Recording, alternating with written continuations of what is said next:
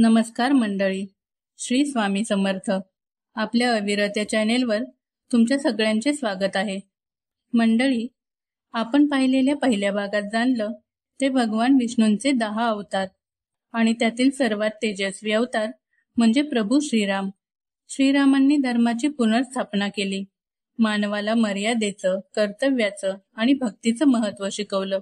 आता त्या दिव्य अवतार मालिकेचा पुढचा अध्याय सुरू करूया. तो म्हणजे श्रीकृष्ण अवतार. प्रभू श्रीकृष्णांचं बालपण हे गोकुळामध्ये हसण्यात, खोड्या काढण्यात आणि प्रेमात गेलं. माखन चोरी करणारे ते कृष्ण खरं तर भक्तांच्या हृदयातील अहंकार चोरी करायचे आणि गोपिकांच्या डोळ्यातील प्रेम पाहून ते देव नव्हे तर भक्तांच्या हृदयाचे सखा झाले.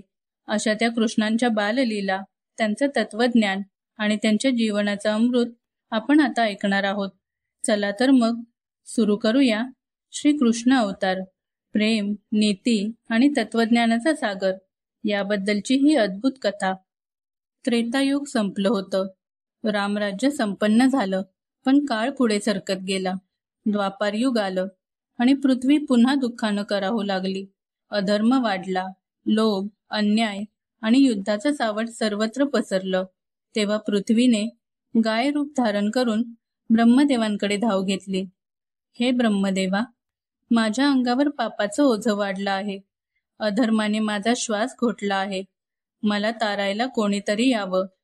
ब्रह्मदेव ध्यानात गेले. त्यांनी विष्णूंना साथ घातली. तेव्हा क्षीरसागरात विसावलेले भगवान विष्णू म्हणाले, धीर धर पृथ्वी माते, मी लवकरच स्वतः पृथ्वीवर अवतार घेईन. यावेळी मी प्रेम, नीती आणि ज्ञानाच्या रूपात येईन. मी येईन ते कृष्ण रूपाने. कृष्णांचा जन्म.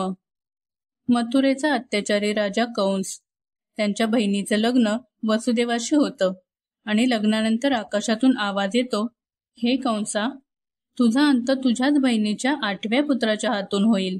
तो ऐकून कंस संतापला. देवकीला पकडून मारण्याचा प्रयत्न केला, पण वसुदेवाने विनंती केली, देवकीला मारू नकोस.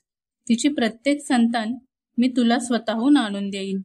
आणि हे सर्व कंसाने मान्य केलं. पण देवकी आणि वसुदेवांना तुरुंगात कैद केलं. देवकीला एकामागून एक अशी 7 मुलं झाली आणि निर्दयी कंसाने त्यांना मारून टाकलं. पण 8व्या पुत्राच्या जन्माच्या वेळी त्या काळोखात विजांचा कडकडाट झाला. बाहेर मुसळधार पाऊस सुरू झाला आणि तुरुंगात तेजाळलेलं ते दिव्य रूप, वसुदेवांच्या पायाशी चमकलेलं बालक, 4 हात, शंख, चक्र, गदा आणि पद्म धारण केलेलं स्वयं भगवान विष्णू.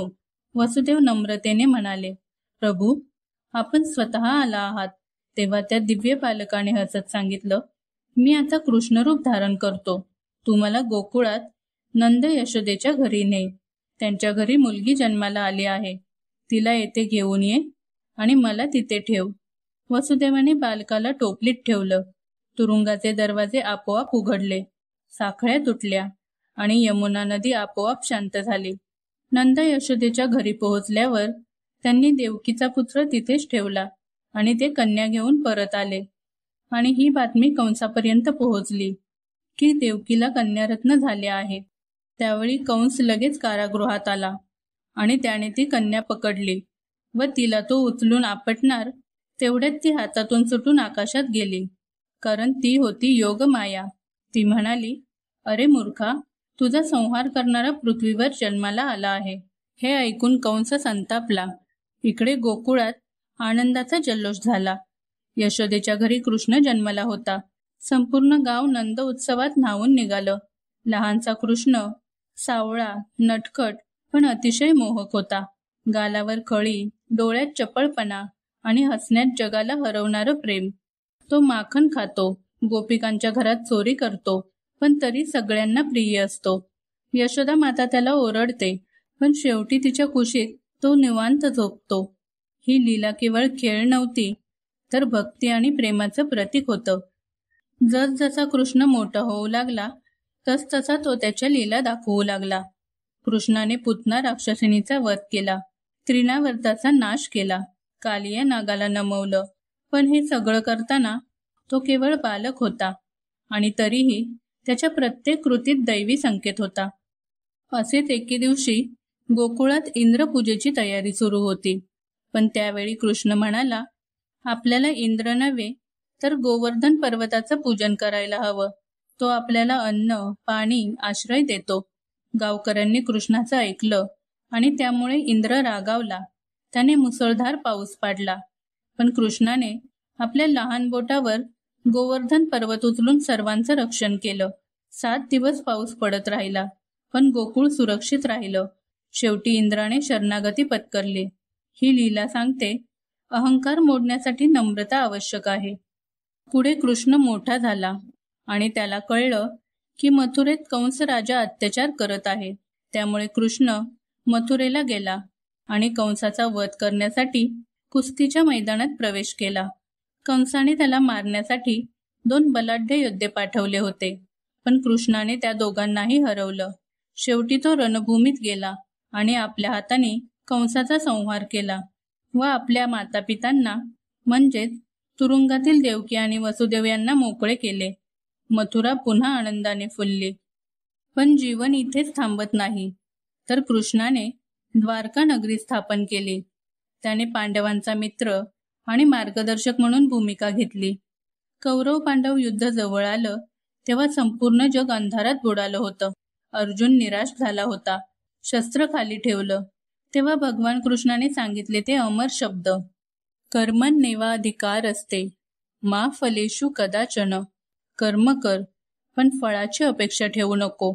या एका वाक्यातच संपूर्ण जीवनाचं तत्वज्ञान आहे. गीता म्हणजे जीवनाचं मार्गदर्शन. आत्मा अमर आहे आणि शरीर नश्वर आहे व धर्म हाच सर्वोच्च आहे. तर कृष्णाच्या जीवनातील सर्वात सुंदर अध्याय म्हणजे राधा. राधा आणि कृष्णाचं प्रेम हे देहाचं नव्हे तर आत्म्याचे एकरूपत्व आहे. राधा म्हणजे भक्त, कृष्ण म्हणजे परमेश्वर. जेव्हा भक्त पूर्ण समर्पणाने देवाकडे वळतो तेच राधाकृष्ण प्रेम. श्रीकृष्णांनी महाभारतानंतर द्वारकेत आयुष्य घालवलं, पण काळाचा नियम अटळ असतो.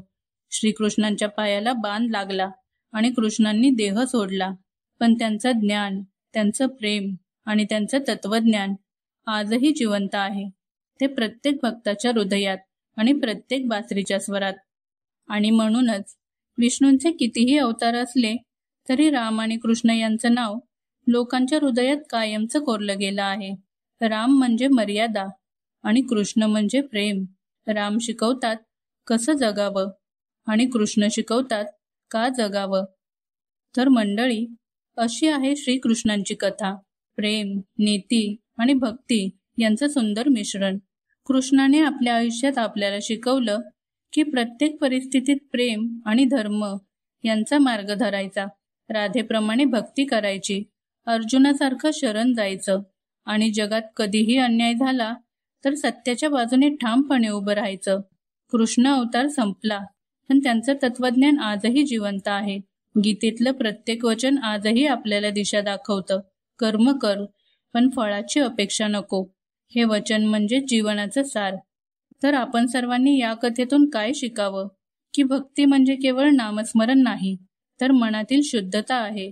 प्रेम म्हणजे केवळ भावना नाही तर ईश्वराप्रती नितांत श्रद्धा आहे.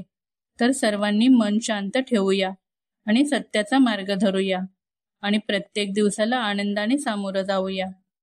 तर मंडळी, ही होती श्रीकृष्ण अवतार कथा. ही कथा तुम्हाला कशी वाटली ते तुमच्या प्रतिक्रियांद्वारे कमेंटमध्ये नक्की सांगा. आणि हा व्हिडिओ आवडला असेल तर व्हिडिओला एक लाईक करून जास्तीत जास्त शेअर करा व आपल्या अविरत या चॅनेलला सबस्क्राईब करून बेल आयकॉनवर क्लिक करायला विसरू नका. तर पुन्हा भेटूया पुढील व्हिडिओमध्ये. श्री स्वामी समर्थ.